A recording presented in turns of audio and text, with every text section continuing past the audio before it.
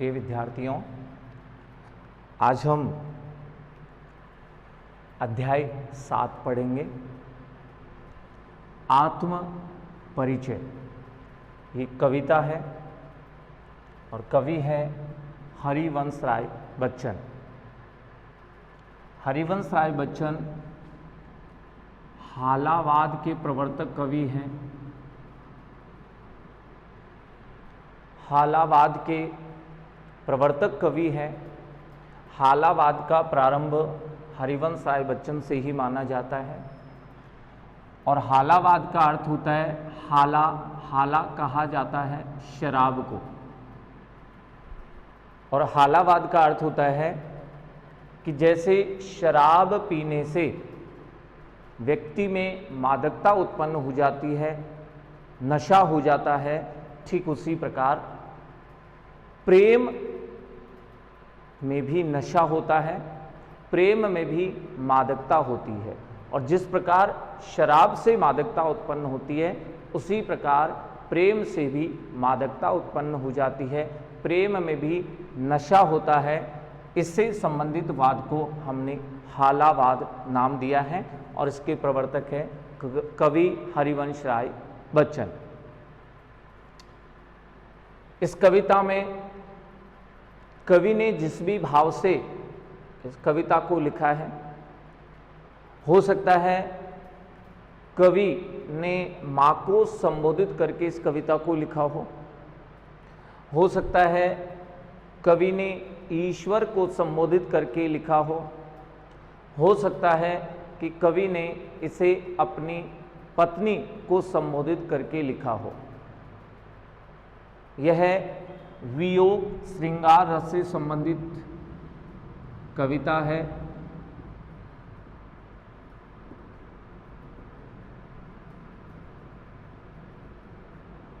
वियोग श्रृंगार रस से संबंधित यह कविता है।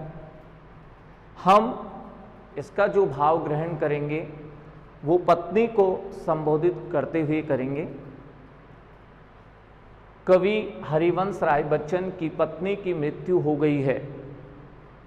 अब उस वियोग अवस्था में पत्नी की मृत्यु के बाद कवि का जीवन कैसा हो गया और इस संसार में अपना समय वो किस तरह से व्यतीत कर रहे हैं, इस आत्म परिचय कविता के माध्यम से वो हमें बता रहे हैं कि मेरा जीवन पत्नी की मृत्यु के बाद वियोग अवस्था में कैसे हो गया था और किस तरह से मैं अपना समय संसार में व्यतीत कर रहा था। मैं जग जीवन का भार लिए फिरता हूँ, फिर भी जीवन में प्यार लिए फिरता हूँ। कर दिया किसी ने झंखरी जिनको छूकर, मैं सांसों के दो तार लिए फिरता हूँ। मैं स्नेह सुरा का पान किया करता हूँ, मैं कभी न जग का ध्यान किया करता हूँ। जग पूछ रहा उनको जो जग की गाते, मैं अपने मन का गान किया करता हूँ। मैं निज उर के उद्गार लिए फिरता हूँ, मैं निज उर के उपहार लिए फिरता हूँ। है यह अपूर्ण संसार न भाता मुझको, मैं स्वप्नों का संसार लिए फिरता हूँ। मैं जला हृदय में अग्नि दहा करता हूँ, सुख दुख दोनों में मग्न रहा करता हूँ। जग भव सागर तरने को नाव बनाए, मैं मन मौजों पर मस्त बहा करता हूँ। मैं यौवन के उन्माद लिए फिरता हूँ, उन्मादों में अवसाद लिए फिरता हूँ। जो मुझको बाहर हंसा रुलाती भीतर, मैं हाय किसी की याद लिए फिरता हूँ। कवि पत्नी की मृत्यु के बाद पत्नी को याद करते हुए इस कविता में उनको संबोधित करते हुए कह रहे हैं,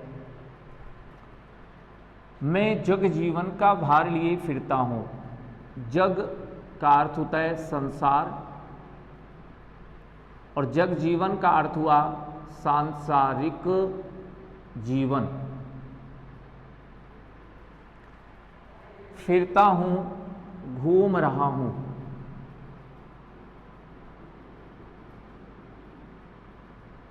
कवि कह रहे हैं कि मेरी पत्नी की मृत्यु के बाद मैं सांसारिक जीवन का भार लेकर घूम रहा हूँ। मैं सांसारिक जीवन का भार लेकर घूम रहा हूँ, अर्थात कवि पत्नी की मृत्यु के बाद वियोग अवस्था में कह रहे हैं कि अब मेरा ये सांसारिक जीवन है वो भार स्वरूप हो गया है, मुझे अपना सांसारिक जीवन ही भार लगने लगा है। मैं इसी सांसारिक जीवन के भार को लेकर अब घूम रहा हूँ, फिर भी जीवन में प्यार लिए फिरता हूँ। कह रहे हैं कि मेरा जीवन तो भार स्वरूप हो गया है, लेकिन फिर भी अब मैं प्रेम के सहारे से अपना जीवन व्यतीत कर रहा हूँ।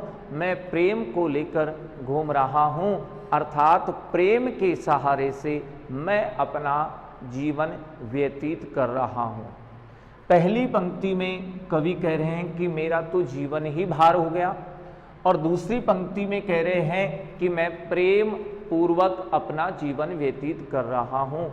तो हमें कहीं ना कहीं विरोध का आभास होता है, इसलिए हम कह सकते हैं कि यहाँ विरोधाभास अलंकार है।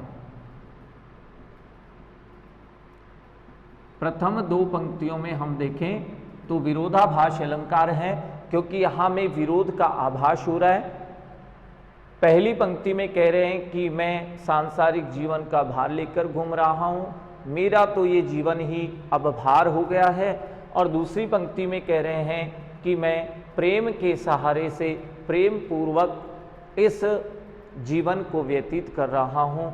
तो हमें कहीं ना कहीं विरोध का आभास हो रहा है, इसीलिए प्रथम दो पंक्तियों में विरोधाभास अलंकार का प्रयोग हुआ है। मैं सांसारिक जीवन का भार लेकर घूम रहा हूँ, जीवन में प्रेम लेकर घूम रहा हूँ, प्रेम के सहारे से अपना समय या जीवन व्यतीत कर रहा हूँ। कर दिया किसी ने झंकृत जिनको छूकर, मैं सांसों के दो तार लिए फिरता हूँ। झंकृत का अर्थ होता है बजाना,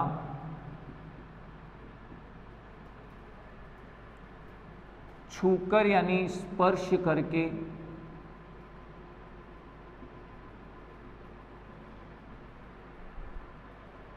यहां कवि एक ऐसे वाद्य यंत्र का उदाहरण दे रहे हैं जिसमें दो तार हो और उन तारों को स्पर्श करके हम उसे बजाएं तो मधुर ध्वनि निकलती हो। यहाँ पर ऐसे एक वाद्य यंत्र का प्रयोग या वर्णन कवि करना चाह रहे हैं, तो हम समझ जाते हैं कि यहाँ पर वीणा की बात हो रही है। यहाँ उदाहरण से हम समझेंगे कि जिस प्रकार वीणा में दो ही तार होते हैं, जिस प्रकार वीणा में दो ही तार होते हैं और उन्हें स्पर्श करके बजाया जाता है। वीणा में दो ही तार हैं और उन्हें स्पर्श करके मधुर संगीत उत्पन्न किया जाता है, उसको बजाया जाता है। ठीक इसी प्रकार यहाँ कवि कहना चाह रहे हैं, यहाँ किसी का अर्थ पत्नी से लगाया है उन्होंने, कि उसी प्रकार मेरी पत्नी ने भी, जिनको का अर्थ हृदय से लगाएंगे, मेरी पत्नी ने भी मेरे हृदय को स्पर्श कर दिया है, मेरी पत्नी ने भी मेरे हृदय को स्पर्श कर दिया है। और जिस प्रकार वीणा में दो ही तार होते हैं, अब मेरे अंदर भी कुछ ही सांसें बची है। वीणा मधुर संगीत उत्पन्न करती है, लेकिन उसमें तार दो ही होते हैं। ठीक उसी प्रकार मेरे अंदर भी कुछ ही सांसें बची है, मैं उन्हीं को लेकर घूम रहा हूँ। कवि इतने पीड़ित हैं कि वो कह रहे हैं कि कुछ ही सांसें बची हुई है, बस उन्हीं को लेकर मैं अपना समय व्यतीत कर रहा हूँ। इस वियोग अवस्था में वो बड़े पीड़ित हैं। एक बार पुनः देखते हैं, मैं सांसारिक जीवन के भार को लेकर घूम रहा हूँ, फिर भी जीवन में प्रेम लेकर घूम रहा हूँ, प्रेम के सहारे से अपना समय व्यतीत कर रहा हूँ। जिस प्रकार वीणा में दो ही तार होते हैं, उन्हें स्पर्श करके बजाया जाता है, ठीक उसी प्रकार मेरी पत्नी ने भी मेरे हृदय को स्पर्श कर दिया है।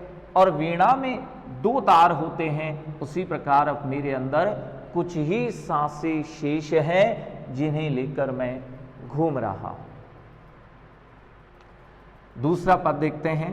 मैं स्नेह सुरा का पान किया करता हूं। स्नेह प्रेम और शुरा यानी शराब, प्रेम रूपी शराब। स्नेह सुरा, प्रेम रूपी शराब। यहां प्रेम की तुलना शराब से की गई है। हालाबाद यही है कि जिस प्रकार शराब में नशा है, वैसे प्रेम में भी नशा होता है, यही हालाबाद है। तो प्रेम की तुलना शराब से हमने की है। जिसकी तुलना जिससे करते हैं, उपमेय और उपमान के बीच अगर कोई शब्द या शब्दांश नहीं आता है तो उस जगह हम रूपक अलंकार पहचान लेते हैं कि वहाँ रूपक अलंकार होता है। ये हमारी पहचान थी। तो स्नेह सुरा प्रेम रूपी शराब, और स्नेह सुरा की बात करें तो यहाँ रूपक अलंकार है। मैं प्रेम रूपी शराब का, पान का अर्थ होता है सेवन करना। मैं प्रेम रूपी शराब का सेवन किया करता हूं। मैं कभी भी जग यानी संसार, मैं कभी भी संसार का ध्यान न यानी नहीं करता हूं। अर्थात जैसे शराब पीने से मादकता उत्पन्न हो जाती है, नशा हो जाता है, फिर इस संसार का या संसार के लोगों का पता ही नहीं रहता है, ज़्यादा जानकारी में नहीं रहते हैं, ठीक उसी प्रकार ये कह रहे हैं कि मैं भी प्रेम रूपी शराब का सेवन करता हूँ, और प्रेम रूपी शराब की मादकता के कारण मुझे भी इस संसार का ध्यान नहीं रहता है। यहाँ से प्रश्न बनता है कि कवि संसार का ध्यान क्यों नहीं करते हैं? तो इसका उत्तर होना चाहिए क्योंकि कवि प्रेम रूपी शराब का सेवन करते हैं, और उस प्रेम रूपी शराब की मादकता के कारण उन्हें संसार का ध्यान ही नहीं रहता है। जग पूछ रहा उनको जो जग की गाते, जग यानी संसार के लोगों की बात है यहाँ।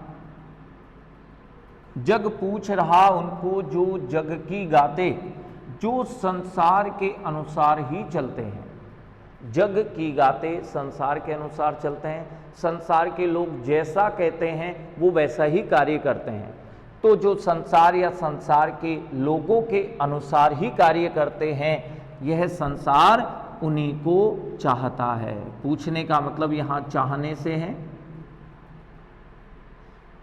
जो संसार के लोगों के अनुसार चलते हैं, जो इस संसार के अनुसार चलते हैं, यह संसार उन्हीं लोगों को पूछता है, उन्हीं लोगों को चाहता है। लेकिन कवि ये कहते हैं कि मैं तो अपने मन का ही गान किया करता हूँ, अर्थात मैं इस संसार या संसार के लोगों के कहने अनुसार कार्य नहीं करता हूँ, मैं तो वही कार्य करता हूँ जो मेरा मन कहता है।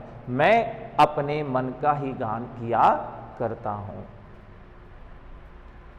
मैं निज उर के उद्गार लिए फिरता हूँ।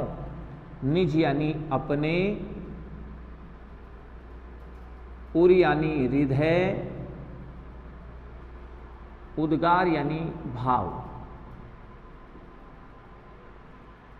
कवि कह रहे हैं कि मैं अपने हृदय के भावों को लेकर घूम रहा हूँ। मेरे हृदय में बहुत सारे भाव हैं, मेरे हृदय में प्रेम रूपी बहुत सारे विचार हैं, मैं उन सबको लेकर घूम रहा हूँ। मैं अपने हृदय के भावों को लेकर घूम रहा हूँ। मैं निज उर के उपहार लिए फिरता हूँ।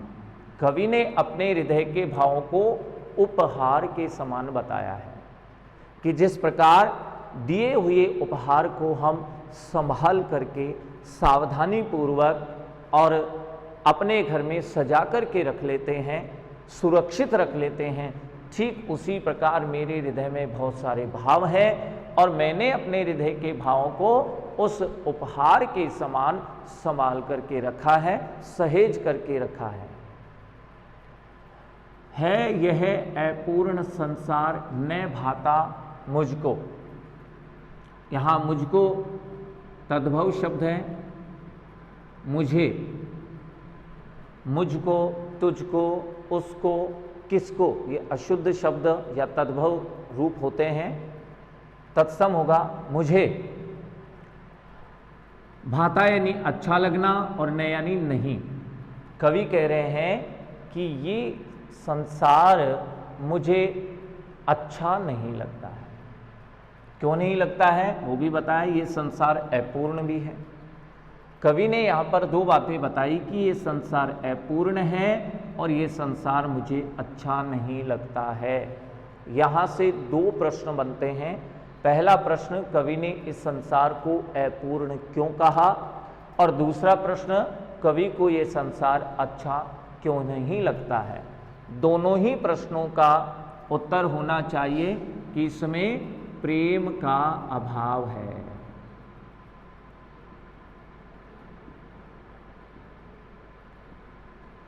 यह संसार अपूर्ण है, यह संसार मुझे अच्छा भी नहीं लगता है क्योंकि इसमें प्रेम का अभाव है। मैं स्वप्नों का संसार लिए फिरता हूं, और स्वप्न कौन से? प्रेम रूपी स्वप्न है। मैं प्रेम रूपी स्वप्नों का संसार लेकर घूम रहा हूं, अर्थात मैं तो प्रेम रूपी स्वप्न देखता हुआ ही इस संसार में अपना समय व्यतीत कर रहा हूं। मैं जला हृदय में अग्नि दहा करता हूं। अग्नि यहां पर वियोग को कहा गया है कि मेरे हृदय में वियोग रूपी अग्नि जल रही है। पत्नी की मृत्यु हो गई है, इसलिए वो कह रहे हैं कि मेरे हृदय में वियोग रूपी अग्नि जल रही है और मैं उस वियोग रूपी अग्नि में दहा करता हूं, जल रहा हूं, अर्थात पीड़ित हो गया हूं। मैं जला हृदय में अग्नि दहा करता हूं। अग्नि वियोग रूपी। कवि कह रहे हैं कि मेरे हृदय में वियोग रूपी अग्नि जल रही है और मैं उसमें दहा करता हूं, मैं उसमें जल रहा हूं, अर्थात पीड़ित हो गया हूं। सुख या दुख दोनों ही स्थितियों में मैं मग्न रहा करता हूं, मैं प्रसन्न रहता हूं, मैं मस्त रहता हूं। मेरे सामने सुख आ जाए या दुख आ जाए, दोनों ही परिस्थितियों में, दोनों ही स्थितियों में, दोनों ही प्रकार के भावों में मैं हमेशा मग्न रहा करता हूं। जग भव सागर तरने को नाव बनाए।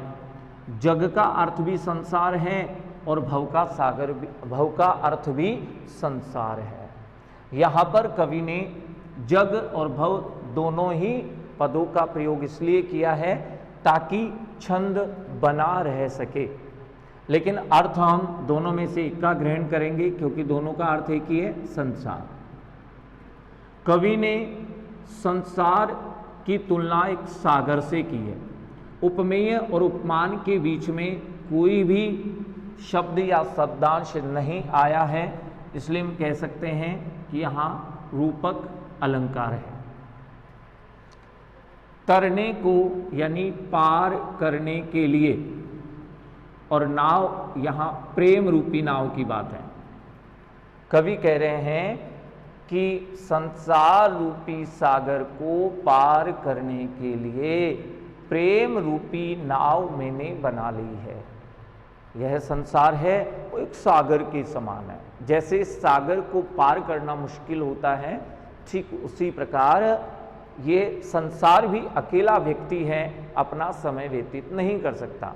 इसलिए इस संसार को सागर के समान बताया कि संसार रूपी सागर को पार करने के लिए मैंने प्रेम रूपी नाव बना ली है, अर्थात प्रेम रूपी नाव के सहारे से मैं इस संसार में अपना समय व्यतीत कर लूँगा, इस संसार रूपी सागर को पार कर लूँगा। मैं मन मौजों पर मस्त बहा करता हूँ। मौजों का अर्थ है लहरें। मैं अपने मन की जो लहरें हैं उन पर मस्त होकर बहा करता हूँ, अर्थात अपने मन की लहरों या तरंगों से आनंदित होते हुए इस संसार में मस्त रह करके अपना समय व्यतीत कर रहा हूँ। मैं यौवन का उन्माद लिए फिरता हूँ। मैं यौवन का उन्माद लिए फिरता हूँ। उन्माद कहते हैं पागलपन। पागलपन। मैं यौवन के पागलपन को लिए फिरता हूँ। यहाँ से प्रश्न बन सकता है कि कवि ने यौवन का उन्माद किसे कहा है, ऐसा प्रश्न पूछना संभव है, पूछा जा सकता है। तो यौवन का उन्माद, बहुत सारी परिस्थितियां ऐसी होती है, बहुत सारे संवेग ऐसे होते हैं जो यौवन अवस्था में तेजी से उत्पन्न होते हैं, जैसे प्रेम, घृणा,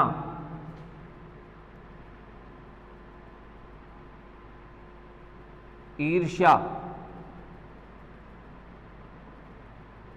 क्रोध। यौवन अवस्था में अनेक प्रकार के संवेग जैसे प्रेम, घृणा, ईर्ष्या, क्रोध आदि तेजी से उत्पन्न होते हैं। जब इन संवेगों को नियंत्रित नहीं कर पाते हैं, कंट्रोल नहीं कर पाते हैं, तो वह स्थिति यौवन का उन्माद कहलाती है। जवान लोग होते हैं तो प्रेम का संवेग तेजी से उत्पन्न होता है। जब भी कोई सुंदर वस्तु, सुंदर दृश्य, सुंदर युवती को देखते हैं, प्रेम का संवेग तुरंत शीघ्र तेजी से उत्पन्न होता है।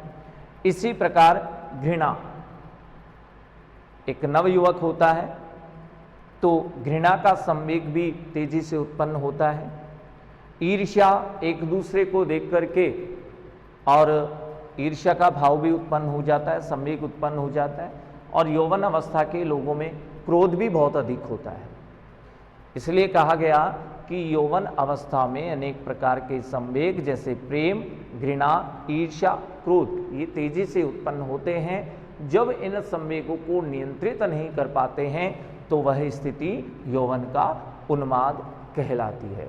तो कवि भी नवयुवक है, यौवन अवस्था में है, इसलिए ये भी कह रहे हैं कि मैं भी यौवन के उन्माद को लेकर घूम रहा हूँ, मेरे अंदर भी तेजी से बहुत सारे संवेग उत्पन्न हो रहे हैं और मैं भी उन संवेगों को नियंत्रित नहीं कर पा रहा हूँ।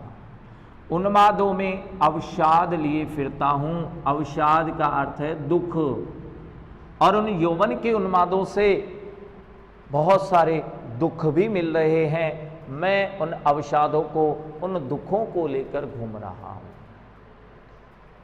प्रेम का संवेग उत्पन्न हुआ और वह वस्तु आपको नहीं मिली तो दुख मिलेगा।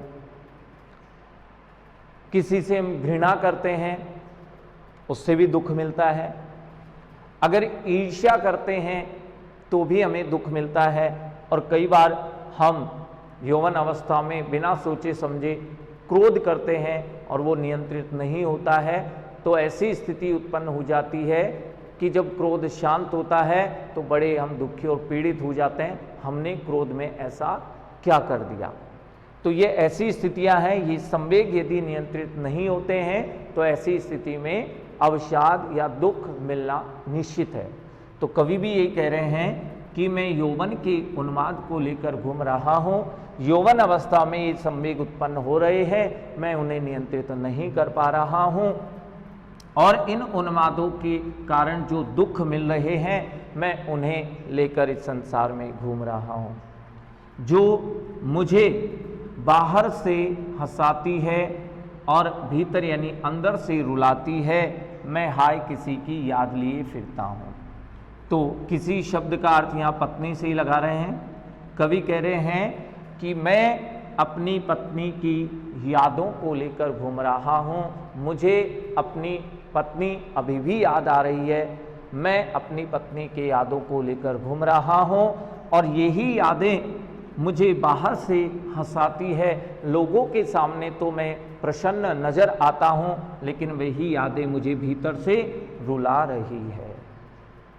ये कवि का इन पदों के अंतर्गत भाव है।